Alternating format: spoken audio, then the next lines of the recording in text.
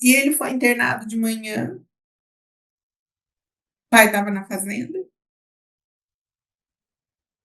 e a gente não sabe direitinho do que foi. Sabe que é consequência de um parto difícil, de uma gestação difícil, né? O Lourenço faleceu no hospital. Minha mãe estava comigo. O pai demorou para chegar. E assim, a perda do Lourenço, eu lembro dela sozinha. O pós-perder Lourenço, eu lembro desse período sozinha.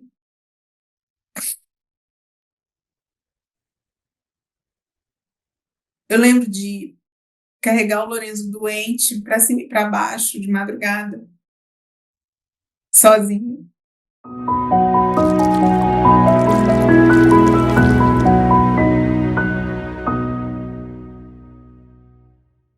Bom, meu nome é Flávia, eu sou professora universitária, tenho 50 anos hoje e sou do interior do estado de São Paulo. Nasci no interior do estado de São Paulo, uma cidade bem pequena,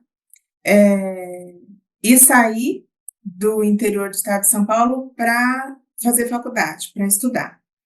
A minha infância foi muito alegre. Lembro, meu pai já é falecido, mas lembro de muitas brincadeiras, uma vida assim de muito aconchego e alegria. Meu pai era uma pessoa extremamente alegre. Minha mãe também não vejo problemas em relação ao meu convívio materno. E o meu pai e minha mãe, nunca os vi brigando, nunca vi histórico assim de abuso, de traições, muito pelo contrário, né? Foi realmente o que sempre passou para mim e minha irmã, um relacionamento que parecia ser aquele que a gente vê, né? Que são os relacionamentos que deram certo, né? Então, um relacionamento do meu pai e da minha mãe foi um relacionamento tranquilo. O meu relacionamento na infância foi com os meus pais, foi um relacionamento sempre bom, né? É, e eu acho que não tive nada que eu, não tem nada que eu me recorde de alguma coisa que possa ter sido ruim ou que eu gostaria que fosse diferente do que foi. A Flávia na adolescência era uma menina extremamente tímida. Eu acho que tinha poucos amigos, um patinho feio, eu acho. Mas, assim, foi uma adolescência tranquila, né? Por conta de ser muito tímida e introvertida, eu não tive muito. Aliás, assim, namorados mesmo, não me lembro do que a gente chama hoje ou do que a gente vê a adolescência ter como namorados hoje em dia, né? Então, foi muito tranquilo. Não tive namorados na infância. E o relacionamento que eu considero um relacionamento já de vida adulta foi o do meu casamento, né? Que aconteceu já numa fase bem tardia da minha vida, que eu já não morava mais no interior. Eu saí do interior do estado de São Paulo e fui fazer faculdade bem longe de casa.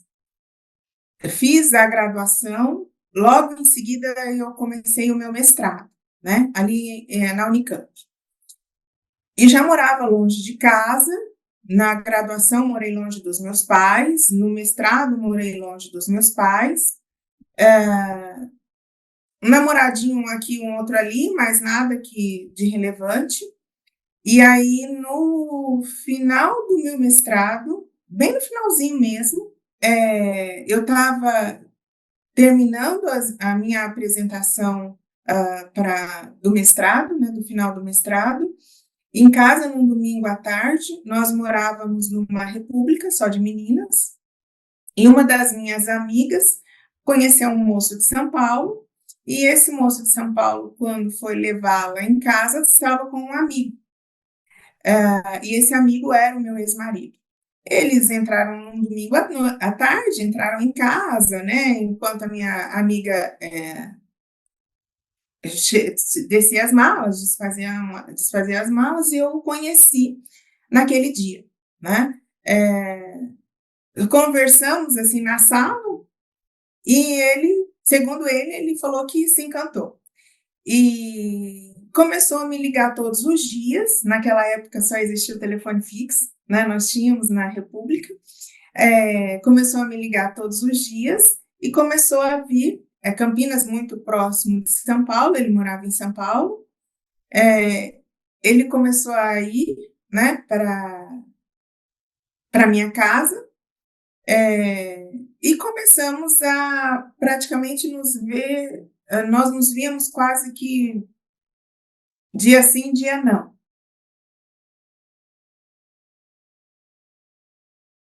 Ele é mais velho do que eu, 12 anos, então ele já tinha uma carreira e já tinha uma estabilidade financeira. E aí, nessas conversas, eu falei que eu gostaria de fazer doutorado na USP, e ele falou, por que não faz, né? Eu falei, olha, eu nunca estive em São Paulo, eu acho que estive em São Paulo uma vez só, eu não conheço São Paulo, eu nem sei como é. Eu falei, é só um sonho. Ele falou assim, então você, quando terminar o seu mestrado, você vai para minha casa, você pode ficar lá até você se familiarizar com a cidade, se familiarizar com a pós-graduação, né? E depois, se você decidir, você vai morar em outro lugar, não tem problema. E assim eu fiz. Eu terminei o meu mestrado. Na outra semana, fui para a casa dele. E assim, eu lembro que eu cheguei na casa dele um domingo, né? É, E na segunda-feira, eu já sabia que existia, né, o doutorado na minha área, né, na USP em São Paulo, era no ICB, Instituto de Ciências Biomédicas lá da USP. Perguntei como que eu fazia para chegar lá, ele me orientou. Peguei um metrô, um ônibus, cheguei na USP e fui muito bem recebida. Eu acho que uma das primeiras pessoas que eu vi assim que eu cheguei no ICB foi a minha orientadora, que me apresentou a pós-graduação, uma pessoa maravilhosa, me mostrou o laboratório, falou que caso passasse no processo seletivo, que ela poderia ser minha orientadora. Voltei para casa no final do dia, né? Já feliz, porque já no primeiro dia eu tinha encontrado o lugar, eu tinha acertado chegar lá, eu tinha encontrado uma possível orientadora e só faltava o processo seletivo, né?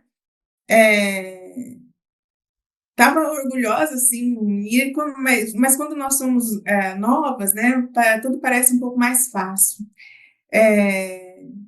E aí, eu lembro que na outra semana, eu fiz o processo seletivo, fui aprovada e comecei o doutorado. E fui ficando. Olha, eu sentia na relação uma segurança grande, porque era uma pessoa mais velha, tinha, né? Eu não dependia dele financeiramente, mas assim, era um apoio emocional muito bom, um apoio financeiro também, não posso negar, porque não pagava aluguel, não pagava nada, né? Mas assim, eu acho a questão da proteção era muito bom. Hoje, eu não sei se eu fui para São Paulo porque gostava ou porque queria estar com ele. Não, eu tinha um sonho. Eu queria fazer doutorado na USP. E ele só estava favorecendo, estava contribuindo para esse sonho. No nosso relacionamento, sempre foi um relacionamento assim, tranquilo, não era uma pessoa ciumenta, eu também nunca fui. mas o meu grande problema sempre foi a ausência, né. Já no período de namoro, eu lembro de ter terminado com ele por umas 2 vezes, porque eu achava que ele era workaholic, né. Eh, eu tinha que ficar pedindo a atenção, né.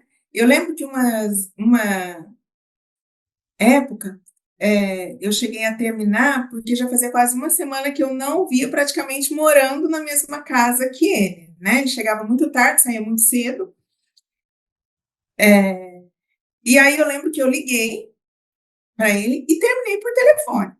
Porque eu falei que eu não aguentava mais, ficar sozinha, e eu namorava, já que eu namorava, eu queria namorar. Eu lembro que ele saiu do escritório, ele era contador na época, era época de imposto de renda, por isso que eu não estava vendo. E aí ele correu para o apartamento, né? Sempre foi assim. Eu sempre chegava ao extremo daquela ausência, falava, não, eu vou terminar porque não é isso que eu quero. E aí ele arrumava um jeito de reverter a situação. Se tornava presente por um período de tempo, né? Mas logo isso voltava de novo ao que era antes, né?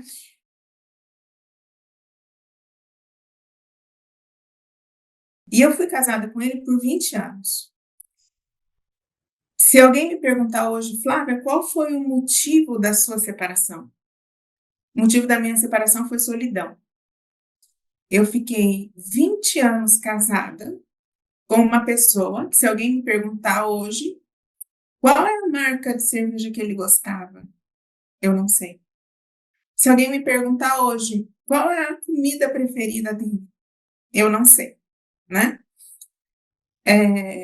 Mas sempre foi extremamente cuidadoso, extremamente educado, gentil, carinhoso, não tinha muito, sabe, esse negócio de beijinhos e não sei o quê, não, não tinha. Era um negócio. Eu, na época, achava que era por conta da diferença da idade, por isso que o meu relacionamento era diferente das minhas colegas. Eu sempre achava que essa ausência era porque ele era um cara que já estava estabelecido financeiramente, tinha uma quantidade de trabalho excessiva, que era completamente diferente das minhas amigas, que na época a gente tinha o quê? 22, 23 anos, ou um pouquinho menos que isso, e elas tinham namorados que eram da mesma idade, né? Então eu comecei a achar que aquilo era normal, né?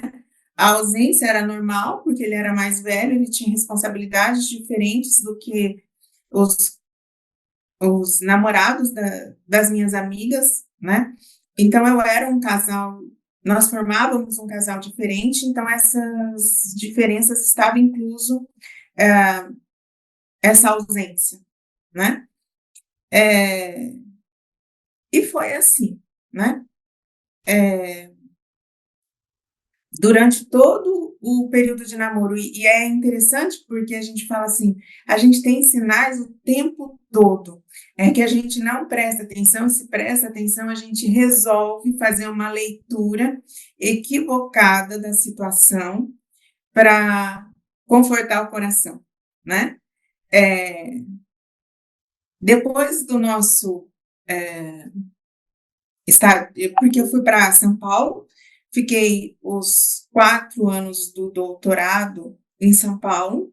No final do doutorado, eu passei num concurso de uma universidade federal, aqui do Mato Grosso, e ele vendeu tudo que a gente tinha lá e comprou fazenda aqui no Mato Grosso.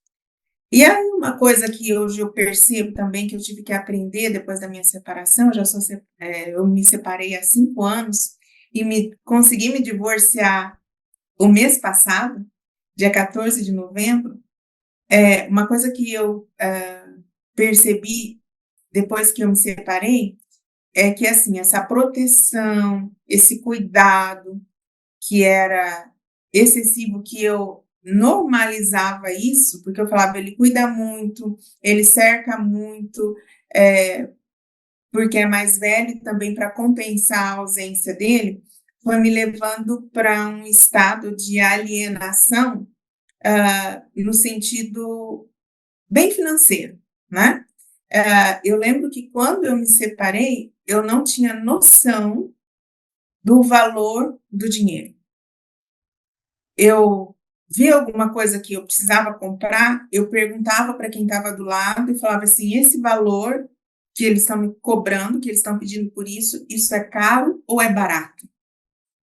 É uma alienação tão grande que eu não sabia quanto eu ganhava por mês.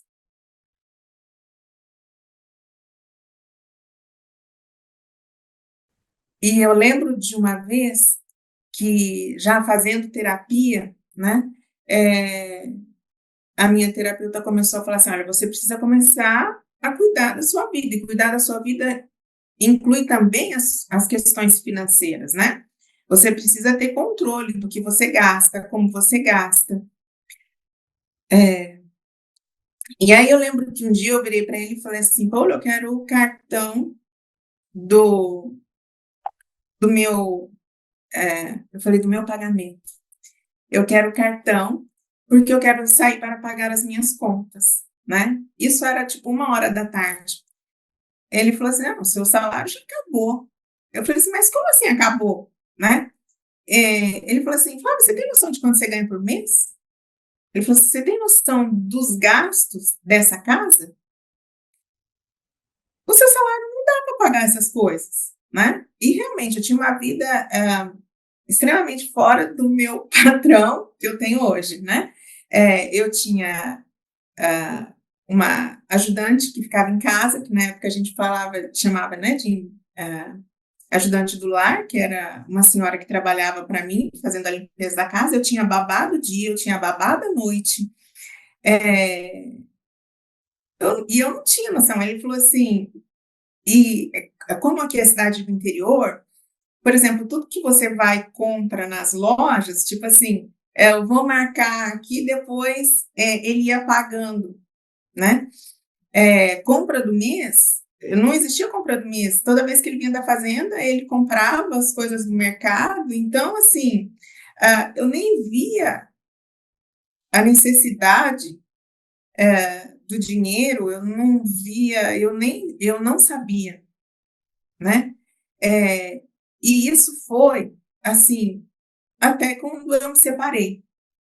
Eh, e aí tem um episódio interessante que, eu lembro que quando eu me separei, direto cortava a energia lá de casa, né, eu ficava sem internet, porque eu tinha que pagar o boleto.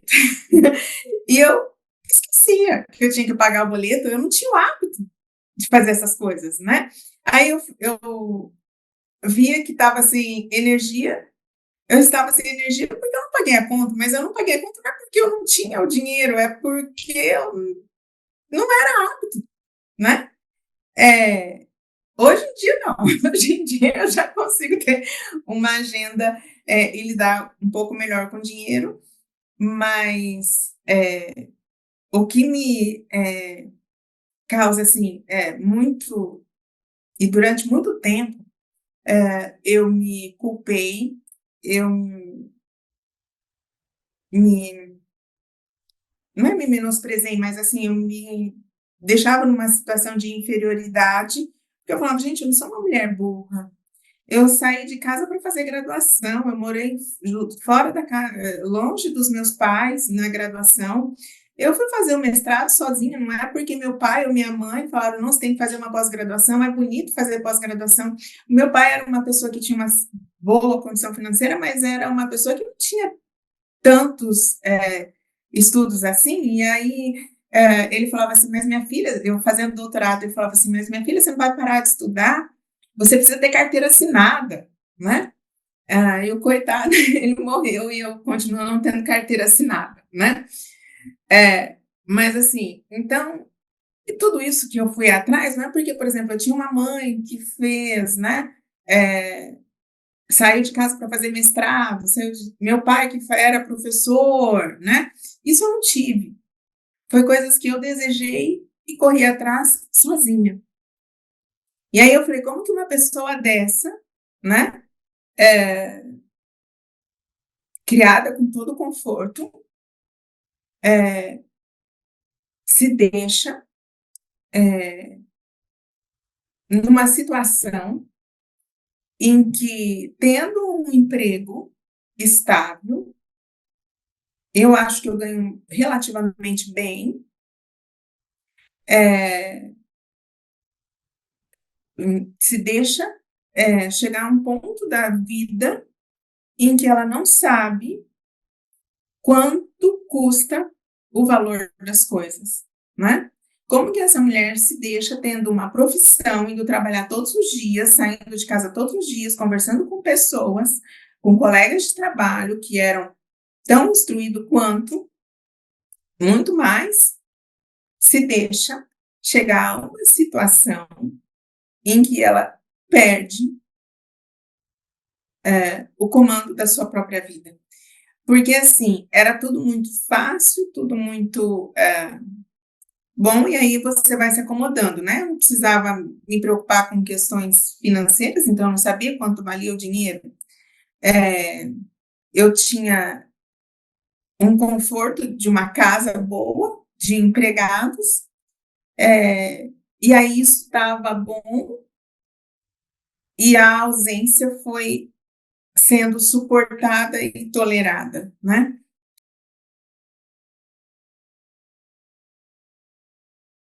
Essa solidão doía tanto, e tem alguns episódios assim que hoje eu fico imaginando, gente, como que eu passei por isso?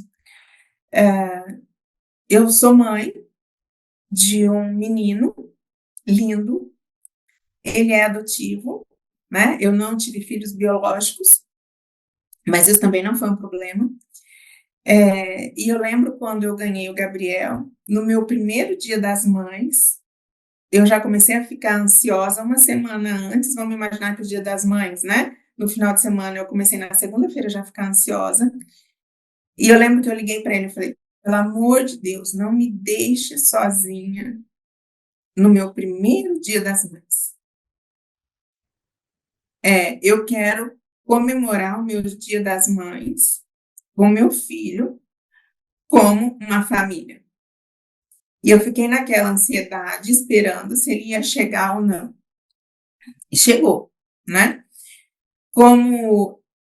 E essa ausência é muito ruim porque vai te isolando do convívio social.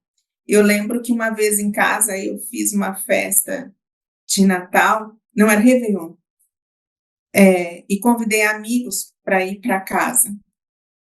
E eu lembro que eu me arrependi no meio do caminho, porque eu falei assim, meu Deus, eu vou convidar um monte de gente para vir na minha casa, a gente vai fazer um Réveillon aqui, e se ele não vem? E se ele não aparece?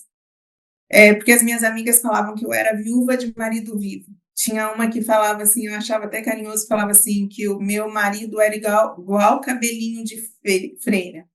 Todo mundo sabe que tem, mas ninguém nunca viu, né? E eu comecei a ficar ansiosa com aquela festa, porque eu falei assim, meu Deus, e se ele não aparece? Que desculpa eu vou ficar dando para os convidados? Porque ele não veio? Porque ele não apareceu? Eu lembro que ele chegou assim, faltando 1 hora para a virada da noite, sujo, de coisa de fazenda, cheirando gasolina, diesel, essas coisas de negócio. Eu lembro que eu passei o Réveillon extremamente chateada, e ele normatizava tudo falando, escuta, eu estou trabalhando, né? Eu não estou passando férias, eu estou trabalhando, como se eu tivesse que entender e aceitar aquela ausência e normatizar aquilo, porque ele não estava com mulherada, ele não estava pescando com os amigos e ele estava trabalhando. E realmente isso não era mentira. Falar que ao longo de 20 anos não ocorreu traição, ocorreu. Mas eu acho assim que a dor da ausência sempre foi tão grande, que isso nem doeu. Tanto é que quando o pessoal fala assim para mim, é, dessas histórias de traição, não sei o que, eu falo assim, gente, mas isso eu nem senti, porque a dor da ausência sempre foi tão grande que o resto era dor menor, né? É, e aí tem outra coisa também, né? Em relação ao nosso filho. É, eu tive o Gabriel com 32 anos, né? O processo de adoção aconteceu quando eu tinha 32. E no fundo, hoje eu tenho consciência disso, na época não fui. Eu tinha aquela vontade de ser mãe, é, mas hoje eu tenho consciência de que eu falei assim, eu vou adotar ou eu vou ter um filho, porque quando eu resolvi a ter um filho, eu não sabia que não teria um filho biológico, né? Que eu teria que adotá-lo. Mas eu coloquei na minha cabeça, eu vou ter um filho, porque se eu tiver um filho, ele vai estar mais presente, né? Ele vai vir mais para casa, ele vai querer ver o filho, ele vai querer estar com o filho. Então, assim, de novo, né? Hoje eu tenho consciência que é um pensamento doentio. Eu falo assim para o meu parceiro atual, que eu falo assim, eu errei do jeito que a maioria das mulheres erram, né? Você arruma um filho achando que vai arrumar o seu casamento, né? Você tem um filho achando que ele vai administrar um casamento para você. O que não aconteceu?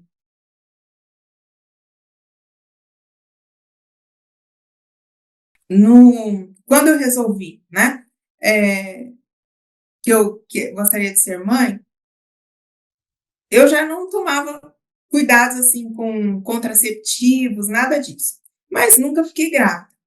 Já tínhamos o quê? Quase, ixi, se contar do namoro até quando eu ganhei o Gabriel, quase uns 10 anos, ou um pouco menos. É, mas assim, não engravidava, né? Aí quando eu decidi, não, eu vou ficar grávida, então minha cartela de anticoncepcional, né? Eu comprava, ela durava 3 meses, né? Então era assim, nunca fiquei grávida, mas também se ficasse, né? Eu já, teoricamente, já estava, já tinha uma estabilidade, já era casada, né? Então, não, cuidado com isso não. Quando eu decidi por ter filhos, né? Eu até esperei uma gravidez, né? Normal, né? Só que ela não aconteceu. E aí, a minha médica, na época, falou assim: olha, Flávia, com você não tem problema nenhum, né? Tá tudo perfeito, fiz todos os exames, tá tudo ok, né? Só que o tempo foi passando e eu não engravidava. Aí a minha médica, numa segunda conversa, falou assim: olha, a gente vai precisar investigar o pai, né? Porque com você tá tudo ok. Com você tá tudo ok. Aí eu conversei com falei assim, olha, né, vamos ter que você também, né, fazer alguma coisa porque tá dando certo, o trivial. Ele falou assim, nossa, mas aí eu vou ter que vir, ter que ficar fazendo exame, não sei o que, esse tempo, sabe? Aí vai me tirar do trabalho e não sei o que. Eu falei assim, a gente pode adotar também, mas eu falei assim, né, a gente pode adotar. Porque nunca foi aquela vontade, eu quero ter um filho adotivo, que nem eu vejo muitas mulheres hoje que têm filhos biológicos, que meu sonho era ter um filho, né? Adotar uma criança. O meu, de primeiro insight, nunca foi. Aí ele falou assim, eu falei assim, nós podemos adotar. Então vê lá como que é que a gente faz para adotar uma criança. Eu falei, eu quero ser mãe. Eu não senti aquela necessidade de uma gestação, de barriga crescendo, de amamentar. É, e eu normalizei até essa situação, né? Falei, tá bom. Aí eu fui atrás, né, para saber como que era o processo de adoção, como que fazia. E eu vou falar uma coisa para você, se eu fazer uma adoção 100% legal nesse país, você tem que querer muito. Você tem que desejar muito isso, porque uma adoção 100% legal nesse país ainda é complicado, é moroso, né? E olha que a minha adoção é uma adoção um pouco diferente, porque eu adotei uma criança indígena, né? É, então, assim, fui atrás de tudo isso. E aí eu lembro de novo que eu de começar a sentir aquela ansiedade, porque a gente tinha que falar com uma psicóloga lá durante o processo de adoção, porque eu acho que ela queria saber, né? Fazer uma investigação dos pais para saber se estava tudo ok para quem, né? Estava sendo entregue uma criança, se esses pais eram pessoas que eram capazes de criar um filho. E eu lembro que eu fiquei com medo, porque eu falei assim: ele vai falar alguma coisa, a psicóloga vai falar assim: não, não dá para ser pais adotivos, não. Ele não quer, ele não vai ter tempo. E eu lembro que quando foi, aí eu fui primeiro na psicóloga, conversei com a psicóloga, aí agendou a entrevista dele com a psicóloga. É, ele não pôde ir na primeira vez. Na segunda vez eu chamei e falei assim: olha, você vá a essa entrevista com a psicóloga e fale o que tem que ser falado. Porque a questão de ser mãe, eu posso resolver, inclusive, sozinha. E eu acho que foi a primeira vez que eu devo ter falado alguma coisa que ele ficou um pouco assim, com medo, né? Ele foi na entrevista com a psicóloga, tudo correu bem. Eu lembro que eu fiquei naquela ansiedade até que passasse para a próxima fase, e passou, nos tornamos aptos à adoção, mas assim, sem muita emoção da parte dele, né? É, e eu lembro hoje, né, que quando eu adotei o meu menino, porque quando você se torna apta à adoção, você entra numa fila, né? E gera uma certa ansiedade, né? O seu bebê pode vir numa segunda-feira, o seu bebê pode vir dali um mês ou ele nunca chegar. Então, isso vai gerando uma certa ansiedade. E eu lembro que quando o Gabriel chegou, eu cheguei da universidade e recebi uma ligação e falou assim: olha, é, eu sou assistente social, tem uma criança aqui, é, ela está um pouco debilitada, e só que ela está na CASAI, e ela vai para adoção. Eu não sabia o que é CASAI. CASAI é como se fosse assim, uma casa de apoio onde as famílias de aldeias indígenas, né, ficam na cidade enquanto eles estão passando por algum tratamento médico, algum acompanhamento, né? Então, o Gabriel estava na CASAI, com a mãe biológica e tudo. E aí tem uma série de questões culturais que eles não aceitam filhos de mãe solteira e não sei o quê, então a família não queria o Gabriel. E quando eu peguei o Gabriel já estava com 12 dias, né? Estava com pneumonia, desnutrição. Eu lembro que aí a moça me ligou e falou assim: olha, eu estou com uma criança, ela está um pouco debilitada, só que é uma criança que está na CASAI. Eu acho que a menina imaginou que eu soubesse que CASAI era essa casa de apoio, de saúde, de apoio para indígenas. Eu não sabia. Eu peguei a minha mãe, que estava em casa nesse dia, coloquei no carro e falei: mãe, meu filho chegou, vamos buscá-lo. Aí eu fui seguindo o carro da assistente social, nós entramos. Aí, a hora que a gente começou a chegar, fica afastado da cidade, né? E aqui o pessoal tem muito preconceito com indígena, ninguém gosta. Aí eu lembro que a gente foi chegando na Casai, a minha mãe falou assim: meu Deus do céu, isso aqui é coisa de índio. Eu falei: mãe, pelo amor de Deus, né? Não fale nada, só escute, a gente só está indo ser criança. Aí ela virou e falou assim: mas Flávia, e se for um índio, o que ele está fazendo aqui? Eu falei: mãe, não fale nada, nós só estamos indo conhecer aqui, porque minha mãe tinha um preconceito também. Como todos aqui, eu acho. Difícil aquele que não tem.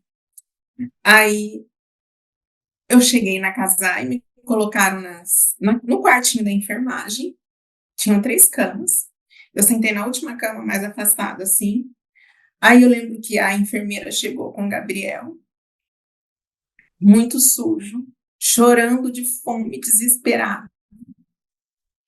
E a mãe biológica, que devia ter uns 15 anos, mais ou menos.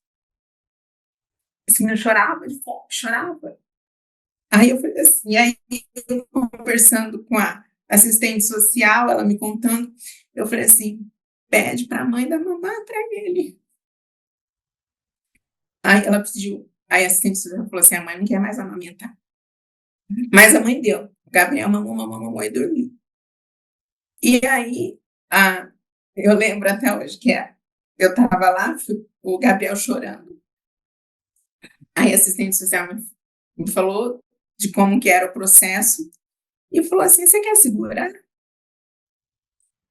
A minha mãe que estava atrás, falou, não, ela não quer segurar não, pode deixar. Ela já está vendo de onde ela está. Eu falei, quero segurar. Aí eu lembro que quando eu peguei o Gabriel no colo, eu fazia uma semana que eu estava sentindo uma dor no peito insuportável, que eu comecei a achar que eu ia morrer. Aquela dor passou. Aí eu olhei para ela e falei assim, como que eu faço para levar meu filho para casa? Então, todos esses momentos eu também passei sozinha. Aí ela falou assim, olha, é uma adoção um pouco diferente, porque se trata de uma criança indígena. Tem burocracias a mais do que uma adoção normal. Aí ele falou assim, mas amanhã, ele vai ter que ficar aqui, mãe, mas amanhã a gente entra em contato para saber como que a gente vai fazer os procedimentos.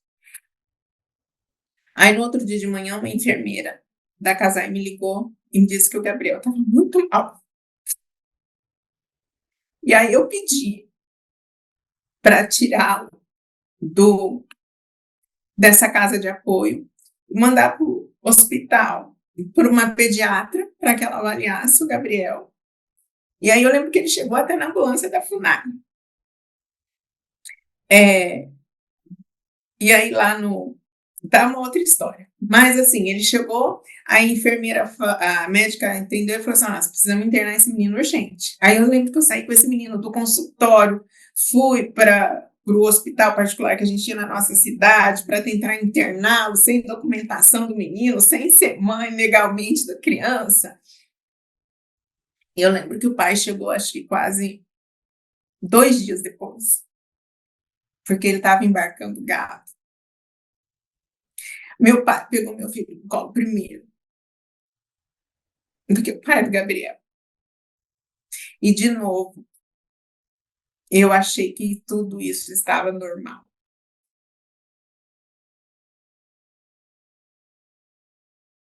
Eu ganhei o Gabriel, é, e a ausência continuou, só que aí nessas ausências começou a ficar mais doído, porque assim, eu sentia a ausência e sentia a culpa por meu filho ter um pai ausente, né? Então aí a dor aumentava, né? Porque assim, e eu tentava suprir o Gabriel com a ausência do pai, com a minha presença, né? Então hoje eu pergunto, meu filho, você sente, o que você sente pro fato da mamãe? É lógico que ele não gostaria de ter uma família, né? Os pais juntos até hoje, mas assim, ele fala, mãe, normal, né? E eu me preocupei com que o Gabriel sempre tivesse uma orientação de um profissional, né? Ele sempre teve psicóloga, porque como era uma criança adotiva, né? Eu tinha como que é que eu lido com essa situação, como é que o Gabriel vai lidar com essa situação, então eu queria que tudo fosse muito confortável para ele. Então ele teve acompanhamento psicológico desde os 4 anos até quando eu consegui levar, 17, 16, 17 anos. E a psicóloga dele falava, não, para ele tá tranquilo, né? E assim, essa ausência me tirou muito, não que ele tivesse a intenção ou que isso fosse de maneira proposital, assim, sabe? Mas, tipo assim, eu tenho a sensação de que eu recuei muito em relação à minha vida profissional.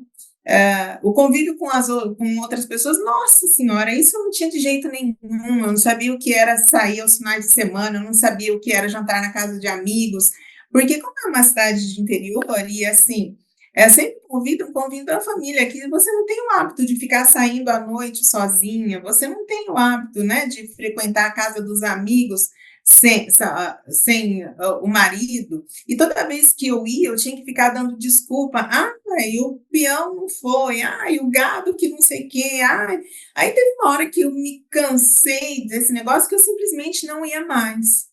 Eu não tinha mais convívio social, eu não tinha mais, eu não ia mais às festinhas de aniversário, porque eu não queria passar pela vergonha de ter que ficar explicando a ausência do meu ex-marido.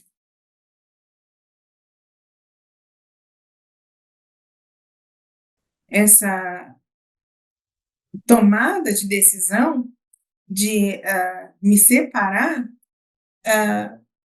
foi mais difícil a iniciativa do que o estar separada, porque é muito ruim você se sentir sozinha,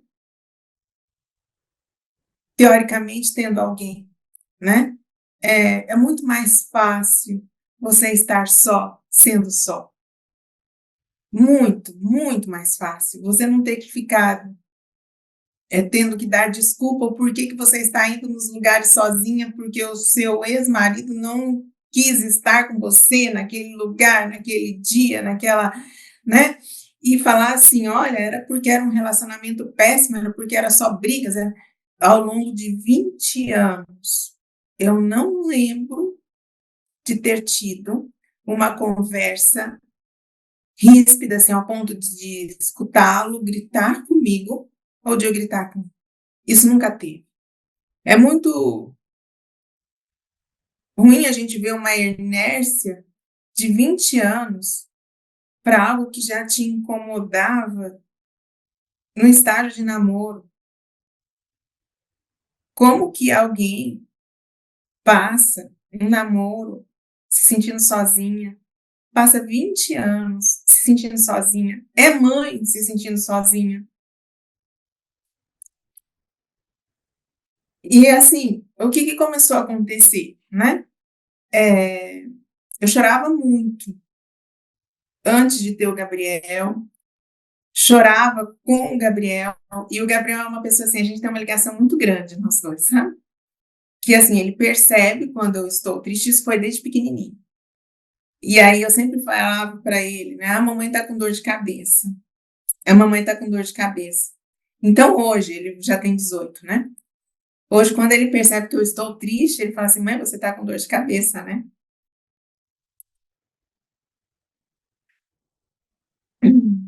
E assim, era uma coisa que meu filho deveria perceber. Meus pais deveriam perceber. A única que não percebia era eu. E quando eu me separei, eu lembro que a primeira sensação que eu tive, logo depois do desespero, né? De falar assim, como que eu compro tal coisa, como que eu pago tal coisa, quanto que eu recebo por mês, isso dá para criar meu filho. Eu lembro que a primeira sensação que eu tive foi a de não me sentir sozinha. Muito louco isso, porque eu passei casada 20 anos, foi mais uns 4 de namoro, então deve ter sido 24 anos de relacionamento, me sentindo só. E quando eu me separei, essa sensação de solidão passou.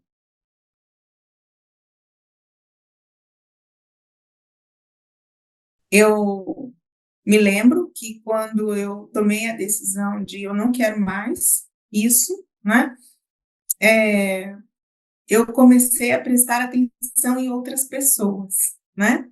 Eu comecei a prestar atenção em outros casais e principalmente eu comecei a prestar atenção em, em outros homens, né? Aí eu falei, gente, isso está errado, né? Isso não está certo. Aí eu peguei, e quando eu comecei a prestar atenção, a tomar consciência, né? Que era realmente uma coisa que não era saudável, né? Eu falei, não, eu preciso sair daqui, né? Eu preciso sair dessa situação. Meu filho, na época, estava na adolescência, né? É, e, assim, a minha vontade de parar de sentir aquilo e de ter uma vida normal, igual todo mundo, era tão grande, que mesmo sem ter noção do valor do dinheiro, a única coisa que eu imaginava, antes de tomar minha decisão, foi assim, eu falei, olha, eu tenho amigas, colegas de trabalho, que devem ganhar o mesmo tanto que eu ganho, e são mães solos. Mães solo, desculpa. Então, se elas conseguem, com esse salário, que deve ser o mesmo, parecido com o meu, criar um filho, eu vou conseguir criar o meu. Aí, eu peguei, quando eu conversei com ele, eu falei assim, que eu não queria mais, e que eu queria me separar. Na hora, na primeira conversa, ele, não, estou ocupado agora, vou para a fazenda, quando chegar a gente conversa, claro, e não sei o que, sabe, é umas coisas assim. É, e é na segunda vez que nós sentamos para conversar, não, que eu falei, olha, preste atenção que eu estou falando, né? Eu estou falando sério, eu realmente desejo, né? Eu quero me separar. Aí ele começou a botar a culpa na minha psicóloga. Aí depois a culpa foi de uma amiga que eu tinha de muito tempo, que também havia se separado, mas ela tinha um relacionamento abusivo, o marido batia, enfim. Aí a culpa era da outra, eu falei assim, não, a culpa não é de ninguém, sou eu que não aguento mais. Ele falou assim, mas como você não aguenta? Uma vida perfeita, uma vida de dondoca, não te falta nada, você não se preocupa com nada, você não aguenta o quê? Eu falei assim, não aguento solidão. Ele falou assim, que solidão, Flávia? Eu acho que até hoje ele não entende, né? Como não aceita, nós não nos falamos, né?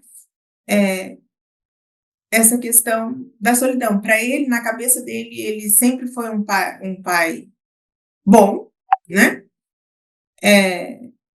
Estava nos aniversários, nas datas importantes, nos finais de semana que passava em casa, passava dormindo. Quando era para ir jogar bola, eu tinha que brigar para levar o meu filho para ir jogar bola. É, então foi uma, uma fase assim que passou por ele não acreditar, e depois, quando ele acreditou, uma fase de revolta. E do meu lado, foi uma fase de será que eu sou capaz? E depois de ter feito, né? Por que eu não fiz isso antes?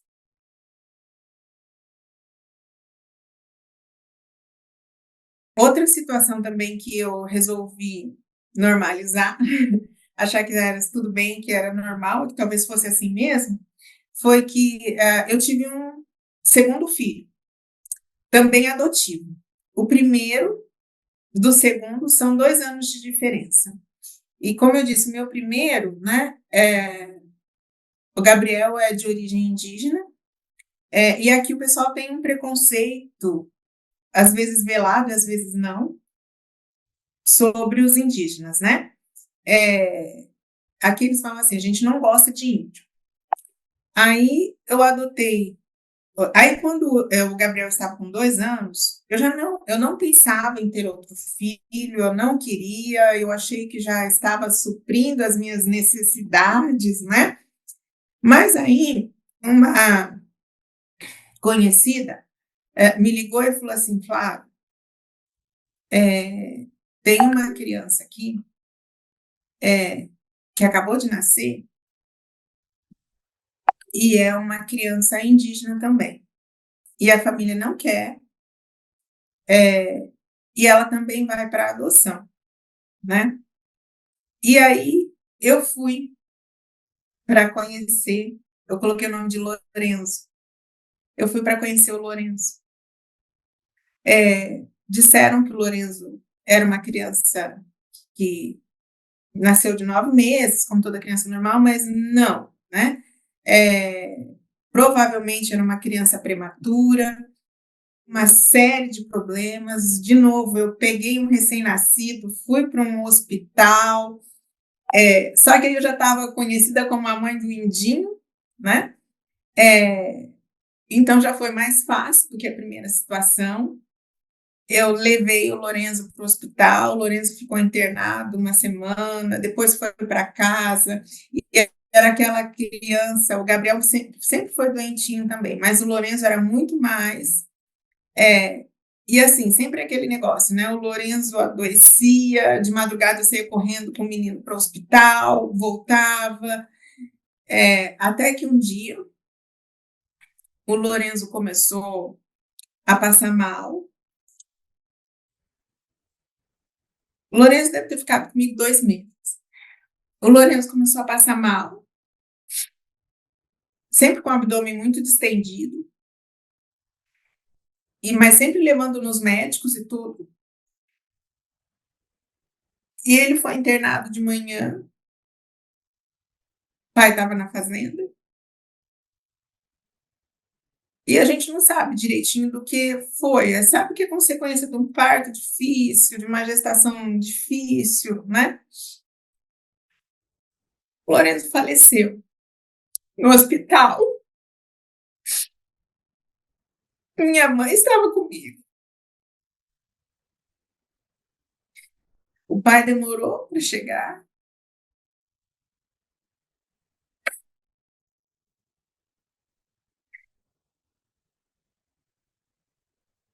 E eu lembro que depois do Lourenço eu fiquei muito mal, muito mal. Eu sou uma pessoa, eu sou pequenininha, eu sou baixinha, eu já peso uns 60 quilos. Eu lembro que na época eu fiquei pesando 46 quilos, foi a última vez que eu pesei, depois eu não pesei mais, mas eu emagreci mais. E assim, a perda do Lourenço, eu lembro dela sozinha. O pós-perder Lourenço, eu lembro desse período sozinha.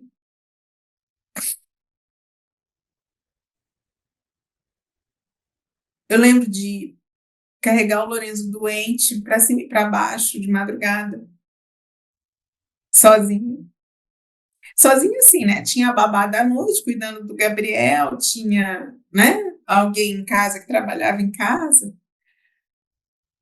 mas o emocional, eu lembro mais do meu pai e da minha mãe estando comigo nesses momentos do que a figura do pai.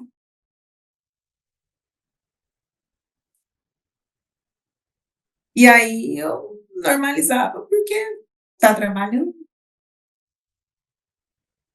mas foi um período difícil também.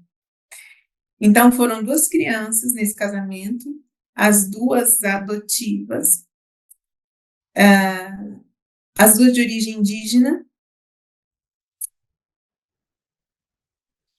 que só hoje comigo, só o Gabriel, que é um doce de pessoa, é um doce. Eu falo, se tem alguma coisa que eu fiz de bom na vida, foi aquele menino.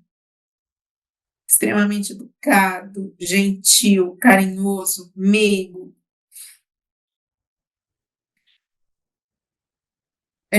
inteligente,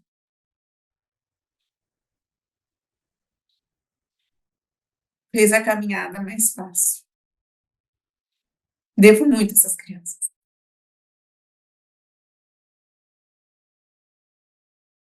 Então, nesse período todo de me sentir sozinha, eu lembro que não na época de namoro era essas 2 vezes que eu cheguei a terminar por me sentir só, mas aí eu lembro que já morando aqui no Mato Grosso, antes de ter o Gabriel, eu sempre me falava assim: "Me sinto muito só, tô sozinha, eu não gosto". Ele falou assim: "Não, Flávia, mas eu tô trabalhando". "Não, mas eu preciso trabalhar, porque a gente tem que pagar as coisas, né". E eu sempre falava assim: "Mas eu tô me sentindo só", né. Eh, e ele sempre falava, deixava eu me deixava desconfortável em me queixar com ele por conta de me sentir sozinha, porque ele falava assim: "Mas escuta, você não entende que eu estou trabalhando? Eu não estou pescando, eu não estou pescando com os meus amigos".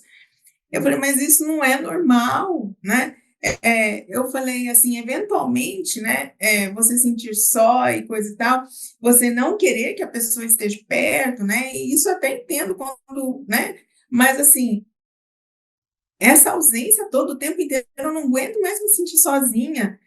Mas eu nunca, né, nesses 20 anos, eu virei para ele e falei assim: "Eu vou largar de você porque você me deixa sozinha, eu vou largar de você porque eu me sinto só". E como ele tinha todo esse controle, esse domínio, ele acho que nunca imaginou que eu fosse ser capaz e que eu tivesse condições de ir embora de casa, de me separar dele, porque ele tinha muito controle, né. E toda vez que eu falei para ele, assim: "Eu me sinto só, não sei o quê", nunca foi falando assim para ele: "Olha, eu vou me separar de você se você não mudar. Olha, eu vou largar esse casamento se eu não deixar de me sentir só". Incisiva assim nunca fui. E por um tempo eu me culpei por isso também, porque eu falava assim: eu deveria ter deixado claro para ele que isso era ruim para mim. Se talvez eu tivesse deixado claro para ele, ele teria mudado, né, o nosso casamento teria sido bom, né. Hoje, com a maturidade que eu tenho, acho que não, né, porque assim, pelo histórico, né, ele nunca mais teve um outro relacionamento, ele nunca mais se envolveu com ninguém, né, então eu acho que eu não teria mudado o comportamento, mas se eu tivesse tomado, né, essa decisão antes, né, eu não teria sofrido tanto tempo. Mas o fato de eu sempre estar só me queixando e nunca impondo uma mudança de comportamento, talvez isso tenha o deixado mais, tranquilo em relação a: "Ah, meu Deus, está enchendo o saco, mas, né, fazer o quê?". Eu acho que quando eu me separei, o a decisão de querer a separação, não querer mais o relacionamento, né, o pegou meio de surpresa, porque ele não deve ter imaginado que eu fosse capaz de manter, né, a minha decisão.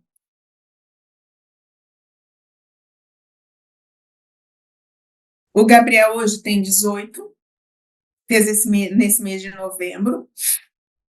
A relação do pai com o filho sempre foi da mesma forma desde que o Gabriel chegou em casa. "Oi filho, como você tá? Tá tudo bem? Então tá bom".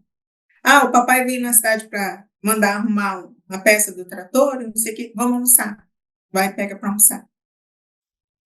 Como não mudou para o Gabriel, continua sendo bom pai de sempre, né. Eu fico imaginando se o meu pai fosse vivo, porque meu pai morreu quando o Gabriel era criança, sabe, bem jovem. Então o Gabriel tem memórias com meu pai, mas se o Gabriel tivesse passado a infância, a adolescência com o meu pai, como era por perto, ele ia conseguir ver uma diferença muito grande, né, entre o meu pai e o pai dele. Mas como isso não teve, eu acho que o Gabriel deve achar que isso é normal. Que separa pai assim é normal, né? É, hoje eu penso assim que o Gabriel não vai replicar com os filhos essa normalidade paterna. Mas eu já tive medo disso também, porque eu falei, ele não teve, né? Mas assim, é uma. Eu conversa muito assim quando o Gabriel vai para a fazenda, quando passa as férias com o pai na fazenda, mas assim, não tem aquele todo final de semana, vou vê-lo. Teve um aniversário do pai, o pai não veio para ficar com o filho. É, então, é uma coisa, eu acho morna. Perto da relação que eu tive com meu pai, eu acho uma relação morna.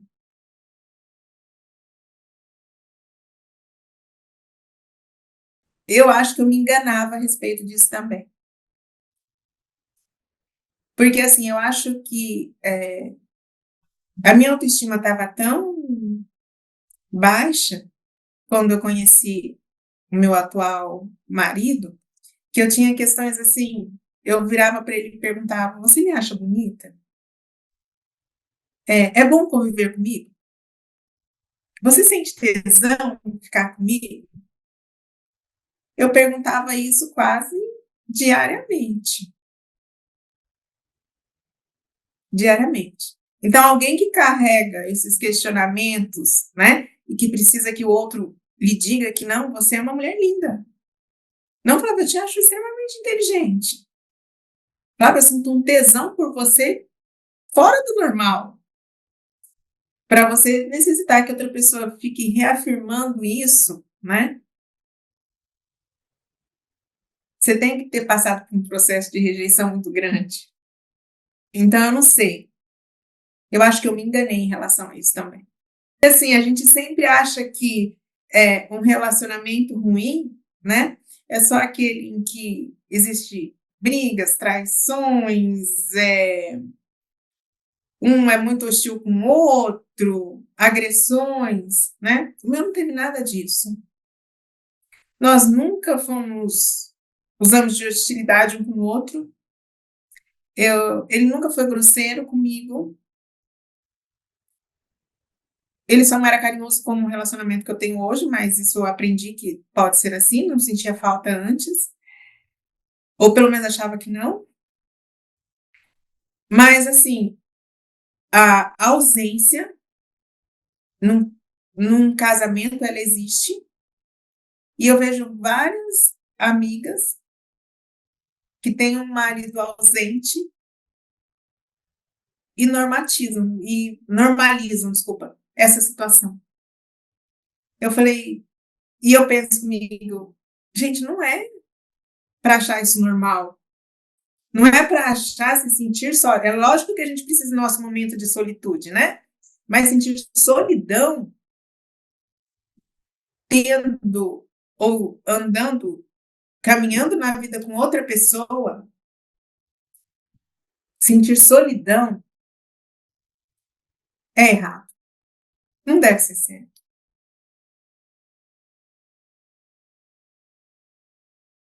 Aprendi o valor das coisas.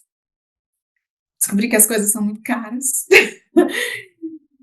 Mas eu passei por esse período, né? Já há 5 anos que eu me separei de Copos, né?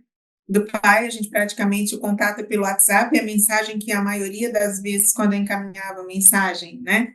É, aí o pai passou a ser muito ocupado e sem dinheiro, porque aí o pai me ajudava assim, ficava 6 meses sem pagar o colégio, ia lá e pagava 6 parcelas do colégio atrasado, né? É, então eu tive que aprender a me virar com o meu salário para me manter e manter o meu filho. O pai ajudava? Ajudava, mas poderia ter feito mais? Eu acho que muito mais. Mas também eu não ficava cobrando ou pedindo, fui levando do jeito que dava. É, aprendi a estar sozinha sem ter alguém é muito bom. Não foi só alegria, não, não foi, né? Conheci outra pessoa, né? Hoje vivo com essa pessoa. Eu falo que é um relacionamento que eu considero um relacionamento normal, né? Nós nos damos muito bem, conversamos muito, né? Tem uma troca de carinho muito grande, também coisa que eu não tinha.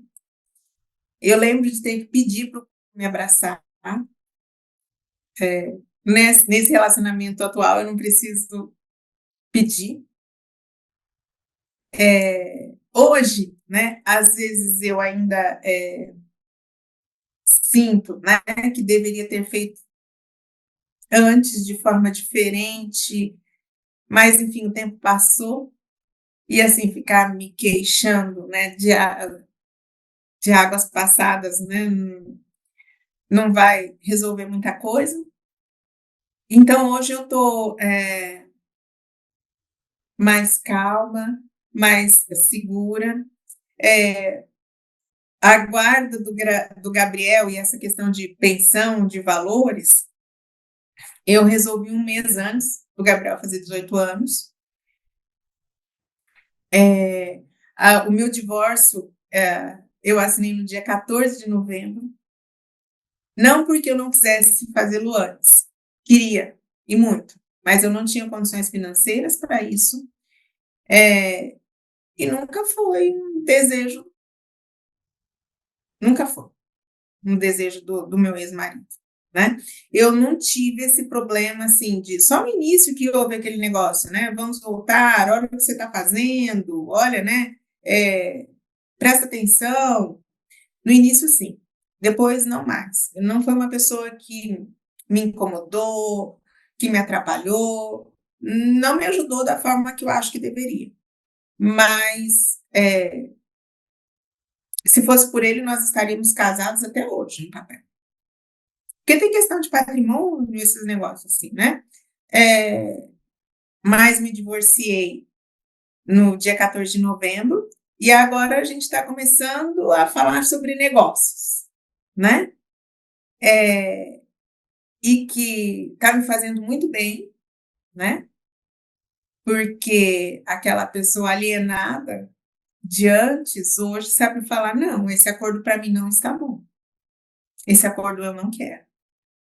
A gente pode renegociar desta forma, né? Isso está me trazendo uma satisfação pessoal, sabe? E hoje eu posso dizer que eu estou bem melhor do que eu já estive em todas as outras fases da minha vida.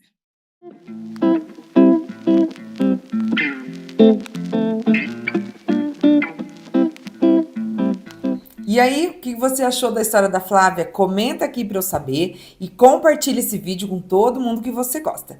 E se você quiser contar a sua história no nosso canal, é só preencher o formulário que está aqui na descrição desse vídeo.